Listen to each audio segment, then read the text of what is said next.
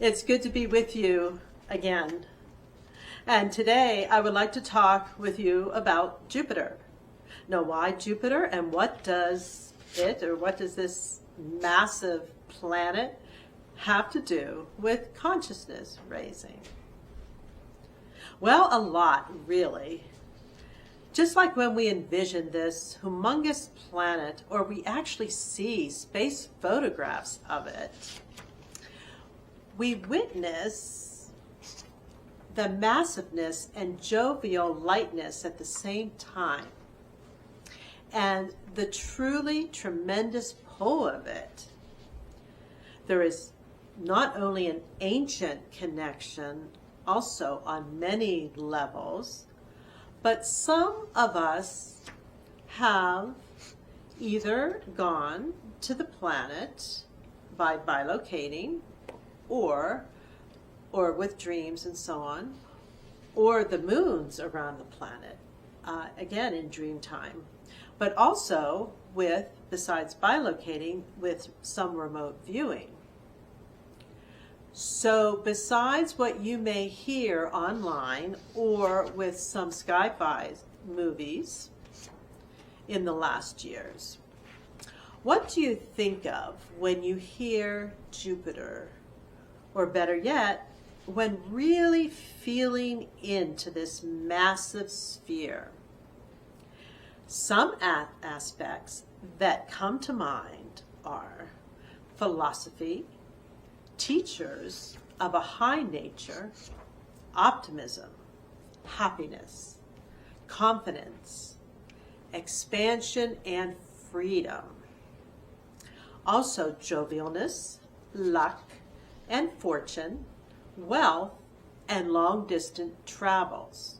And there is definitely an overseas travel connection for people who have it in their charts in certain signs.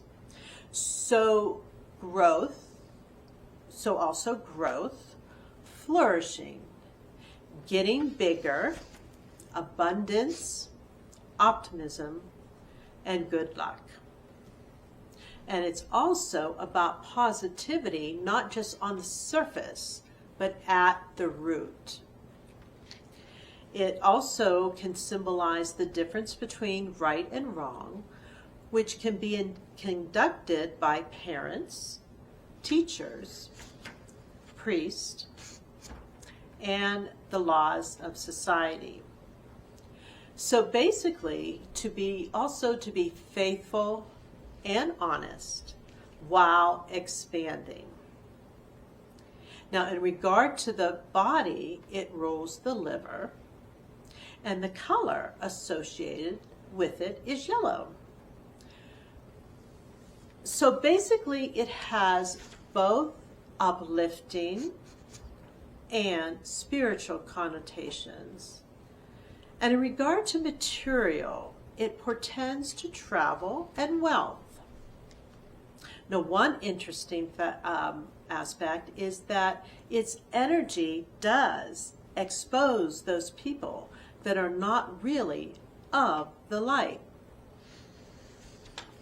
Now, in Christian symbolism, there are further analogies, such as the Jupiter is the fifth planet from the sun, just as Christ was the fifth priest in the line of Melchizedek. Also, sometimes the four main moons that are that orbit Jupiter or around Jupiter represent the four apocalyptic animals in Revelation. The main ancient temple in Rome is the Temple of Jupiter. Now, the early Romans and other pagan-linked societies revered Jupiter and worshipped gods associated with Jupiter and other planets, spheres, and suns. To many, Jupiter symbolized the Lord of Light. What is it about Jupiter besides this and the massiveness of it? Well, it is a powerhouse and one of the most studied objects in our solar system. It sits between Mars and Saturn and completes an orbit every 12 years about. Its actual tilt is very small, though, and it doesn't experience much in the way of seasons. The radius at its equator is greater than at the poles, like quite a few other planets. It has a huge gravity, which does affect every planet in our solar system. Some even believe that it has destroyed many planets in the past. There's several theories about what happened to some of the other planets. Now, it is the third brightest object in the night sky, and it rotates very fast. It had and has the capability to capture many moons. In fact, it has attracted a huge number of followers. Its gravity not only holds moons, but also numerous captured asteroids called Trojans. And also several comets have been captured by its orbit.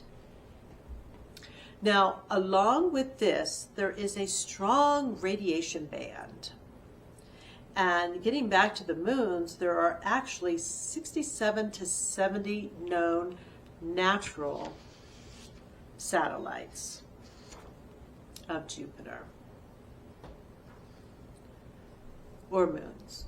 Now, there are the four largest and main moons called the Galilean moons, such as Europa, Io, Ganymede, and Calypso.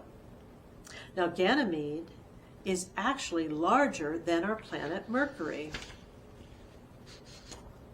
There has been much talk about Europa. Now, besides Ganymede, it is the sixth largest moon and has actually a magnetic field. It is covered in ice, and under the ice, there is believed to be salt water even, possibly.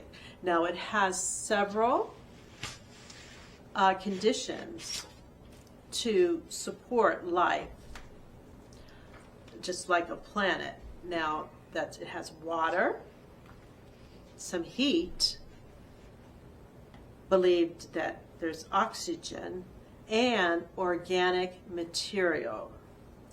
There is also the gravitational pull with friction. In fact, there is strong evidence of plumes that vent on Europa. So there could very well be various life forms on Europa, and possibly on some of the other moons also. There could be life forms also floating in the upper atmosphere of Jupiter. Well, of course, what have intuitives, mediums, and remote viewers sensed or seen on the moons of Jupiter? There is an abundance of instances when people have either dreamt or astral traveled or bilocated or remote viewed, or actually in one way or another visited the Jupiter corridor and its moons. Now, I have myself many years ago and also lately have bilocated with consciousness there in various times. I can tell you the atmosphere is very magnetic. On one of the moons, which seemed to be Europa, there was much crystalline water, and the beings in the water and on land were not predatory. They were very peaceful. And there were like whale types mixed with dolphins, like they have in Cassiopeia. And also more crystalline, just in general, everything was more crystalline than what we see on Earth. Now, the water felt very healing on different levels. And also similar to terraforming, there were actual forests that were just delightful. And I was just very surprised that they were there, actually, because they were quite lush. Now, the elementals also were very present, and they were a strong force. I really felt the exchange between different moons and also with Jupiter itself. And I really got the feeling that or the impression that it is a place to go to for revitalization and some refuge. Also, at different times, I and others have sensed the various star races there. There is much collaboration to keep this space. Also, some of the other moons have more, like Ganymede, have more like bases and structures and technology on or near them. There is effort to keep the moons benevolent and with sacred exchange between beings. Now also, I witnessed it's a place where they could come and really come and go freely without any kind of malevolent race interference, even entering the space. Now, anytime there needed to be meetings of decisions or galactic councils, they would gather there first in council before attempting for missions to Mars and the Earth. Again, the races would freely gather here or there. Also, I felt that there were very wise councils within and around Jupiter and the atmosphere and the moons, and in different realms of Jupiter. These occupants consisted of, again, councils that would interact with the different groups and committees and were organized in an elevated way. Now, the spirit of Jupiter at first does feel like male, right? But there is really a very strong female presence. And there is a balance there. So much harmony between ancient and new, nature and technology. And again, much collaboration and congregation of different aspects and races.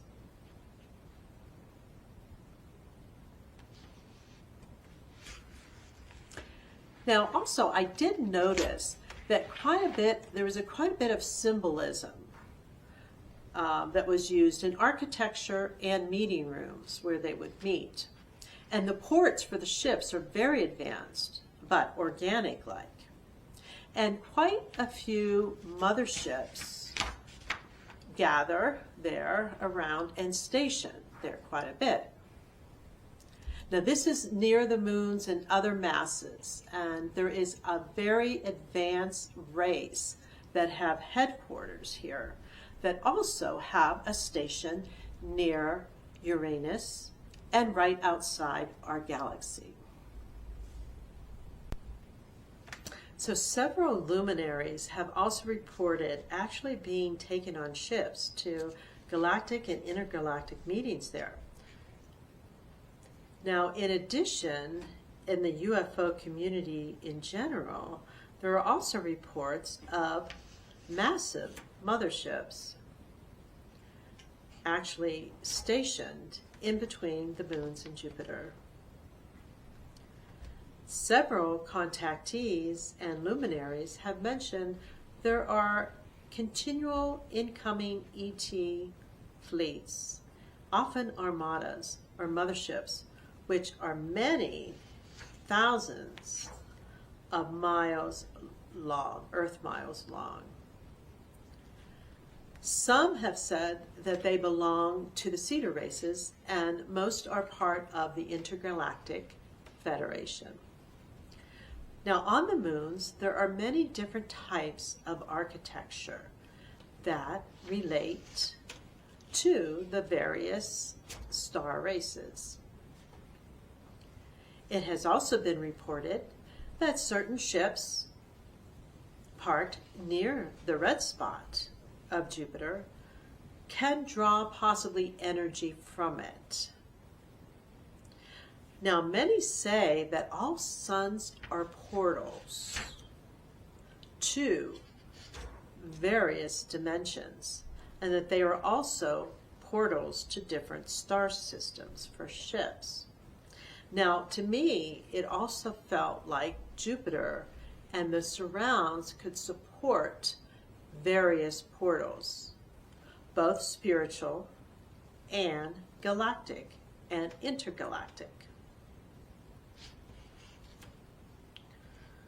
So, besides being a very active atmosphere and place, it is a neutral space, and it has always been so.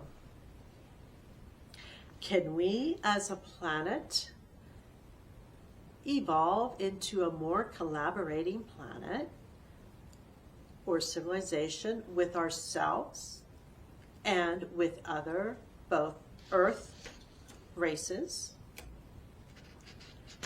and star races? Can we retain our sovereignty, both individual and as an Earth race and planet, while still expanding our consciousness in an abundant and Jovian way? Now, such is the essence of the realm of Jupiter. For Jovian generosity can make just about anything possible, offering hope even in the greatest adversity.